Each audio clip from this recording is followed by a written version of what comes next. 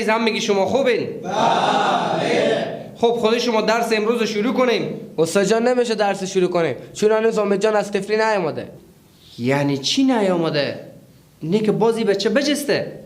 مگر امید بلده بچه استاد؟ نه خب دیروز آمده بود به دفتر که باور بگین در وا کنم ما بجو. یعنی به شما گزارش داده بود که ما فرار کنه؟ خب بنده خدا از بس ساده بیامده برای ما گزارش میده. ولی استاد جان همین پیشتر خود ما بود نجسته.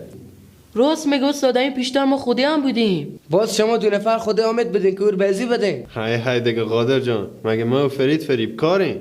کم نه. قادر نا جان من تاله کسی فریب دادم که ایت میگی. نمک برو زخم من نپاش فرید بچه که هنوز جای نعل داغ کرای رکشا برو جگر منه. خب حالا کسی نمیفهمه امید به کجاه؟ شاید استاد ترا که می آمده به سین سکته مغزی کرده بفتاده کله بخورده به دیوار کشته شده باشه. خدا نکنه بچه جوان به این کاکگی خدا نکنه. قاسم تو چرا همیشه بدترین حالات ممکن حدس میزنی؟ دیگه اتفاقه شاید افتاده باشه. یعنی دیگه اتفاق نمیتونی حدس بزنی تو؟ چرا یک حدس دیگه که میزنم اینه که ترا که می آمده به سین شاید به ما این کنار جاده برخورده کشته شده باشه. آدم چی میفهمه؟ چی میگی تو؟ میگم همی حالا خودی هم بودیم. آدم کنتی تا دم سیف ما این کنار جاده به کجا بود؟ گفتم شاید نگفتم حتما.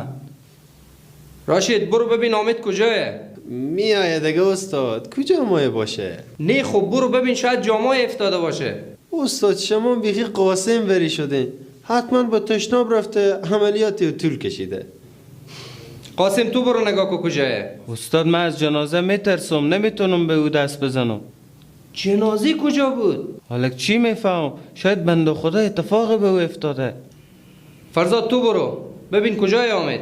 چشم. استاد اجازه من برم بگردم شاید به کمک نیاز داشته باشه. برو سیاخان.